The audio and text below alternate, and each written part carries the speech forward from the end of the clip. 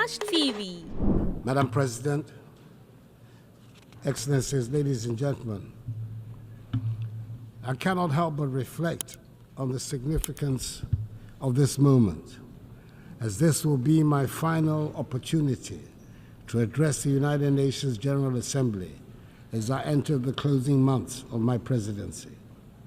Over the past 8 years, I've had the privilege of speaking on several variations of the essential themes that quite properly dominate the deliberations of this global assembly: the condition of humanity and the state of the planet.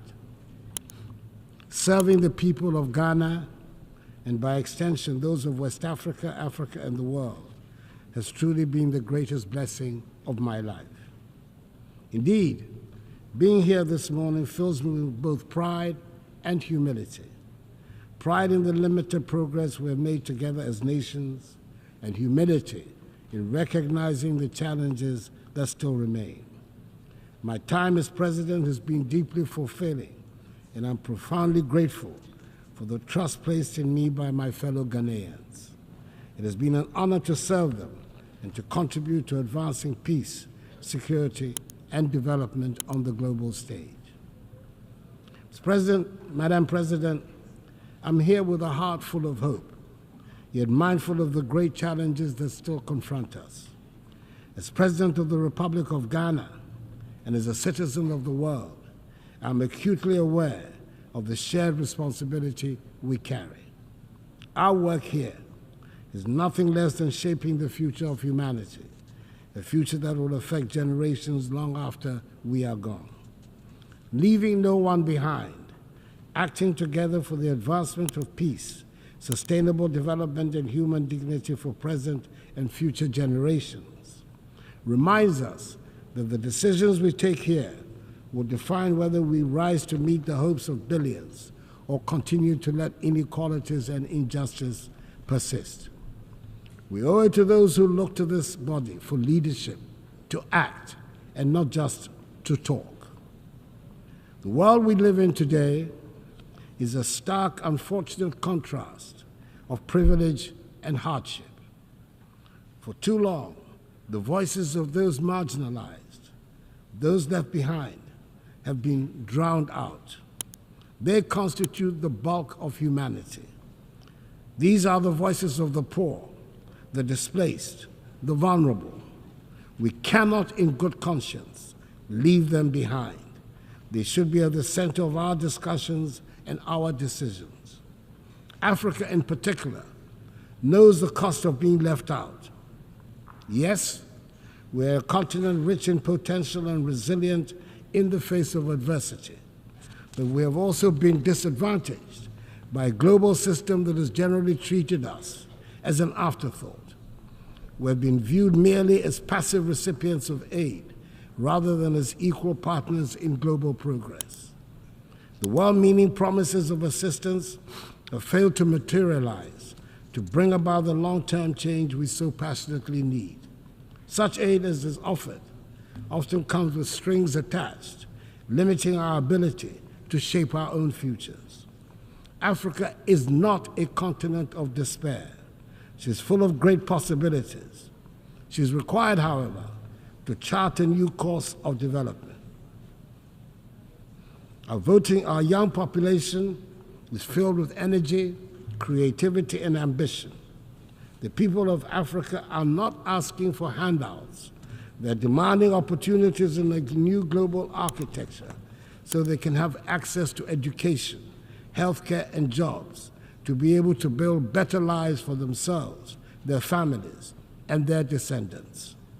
In Ghana, we've taken bold and decisive steps to ensure that no one is left behind in our national development, and we have shown that it is possible.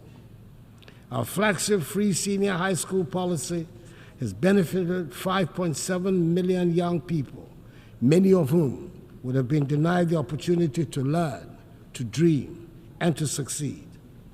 This initiative has transformed the lives of millions, positioning the next generation of Ghanaians to take their place as leaders in the global economy. But this is just the beginning.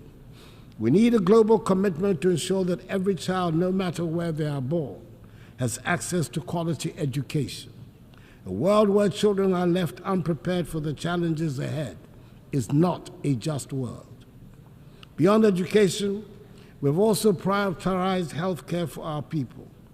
Through Agenda 111, my government has embarked on the largest ever healthcare infrastructure project in Ghana's history. This initiative is constructing 111 hospitals across the country, ensuring that even the most remote regions have access to modern healthcare facilities. This is part of our broader goal of ensuring that no one in Ghana is left without the basic right to health. We've also taken significant steps to boost food security and economic growth through the Program for Planting for Food and Jobs. This initiative has improved food production, created jobs, and enhanced incomes for millions of Ghanaians. It is a clear demonstration that with the right policies and investments, we can transform our agricultural sector and ensure that no one goes hungry. In the same vein, our one district, one factory policy is transforming the industrial landscape of the nation, generating the structural transformation of our economy, which is our major strategic objective. And in addition, Ghana has embraced in full the teachings of the Fourth Industrial Revolution and is actively pursuing an agenda of digitalization. Under my administration, we've revolutionized public service delivery by integrating technology into governance. From the introduction of the Ghana card, which has streamlined identification and access to services, to the digitalization of the country's land registry, these reforms have enhanced transparency, efficiency, and accountability. Digitalization has improved the lives of ordinary Ghanaians and has also laid the groundwork for sustainable economic growth in the digital age. And let us not forget the strides we have made in enhancing the rule of law and governance. Through reforms in the judicial system, strengthening our democratic institutions, and promoting transparency, Ghana continues to be a beacon of good governance in Africa. We have enacted laws and implemented policies that uphold the principles of accountability and ensure that every Ghanaian, regardless of their background, is protected by the rule of law. Madam President, it is impossible to address the challenges of today without speaking of the contradictions that exist within this global institution. We gather here to discuss peace, but wars continue to ravage nations. We speak of justice, yet justice endures. Take the Russian invasion of Ukraine, for instance. Millions of lives have been uprooted. Thousands have lost their lives, and yet the Security Council has struggled to respond decisively, just as it is struggling to make a decisive intervention in the tragic ongoing war in Gaza and the Lebanon. The structure of the Council reflects a world that no longer exists, and its failure to act in times of crisis raises a difficult question. What is the purpose of the Security Council if it cannot intervene when the world needs it most? Reforming the UN Security Council is a matter of fairness and necessity. The current structure, created in 1945, no longer reflects the realities of today's geopolitical and economic landscape. Africa, Latin America, and South Asia remain underrepresented despite their significant influence on global affairs. This lack of representation undermines the legitimacy of the Council's decisions, and the use of veto power by a few permanent members often paralyzes its ability to act effectively during crises. Reform is essential to ensure that the Council is more inclusive, democratic, and responsive to the complex challenges we face today. The world has changed, and the Security Council must change with it to maintain its relevance in promoting global peace and security. For years, I've championed the need to reform the Security Council as per the Eswatini Consensus, the common African position on UN reform, which calls for Africa to have permanent seats on the Council. It is incomprehensible that a continent of 1.4 billion people has no permanent voice in shaping decisions that affect global peace and security.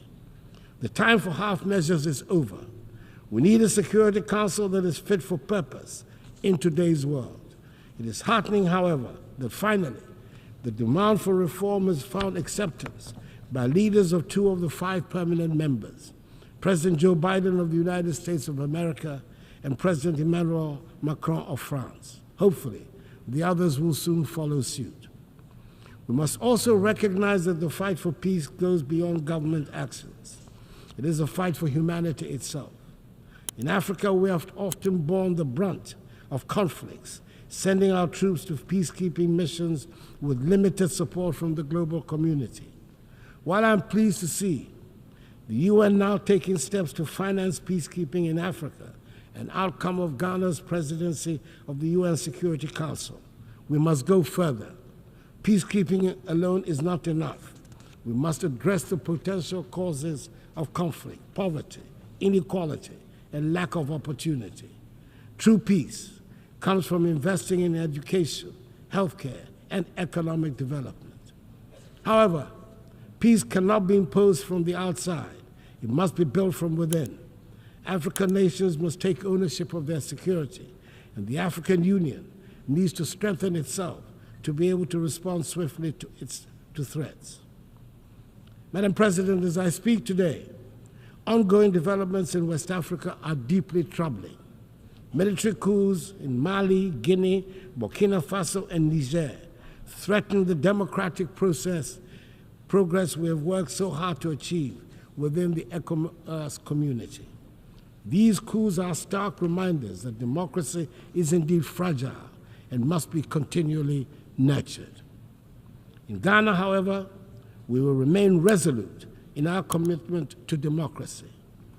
As my presidency draws to a close, I want to assure this Assembly that the upcoming 2024 elections in Ghana will be free, fair, and transparent.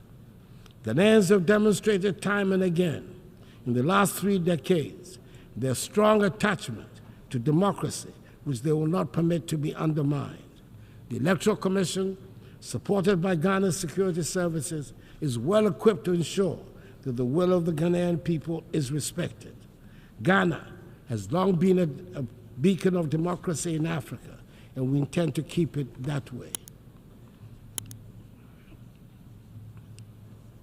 The 2024 elections will be proof of our enduring adherence to the rule of law, transparency, and the principles of democratic accountability that have guided our nation in recent decades.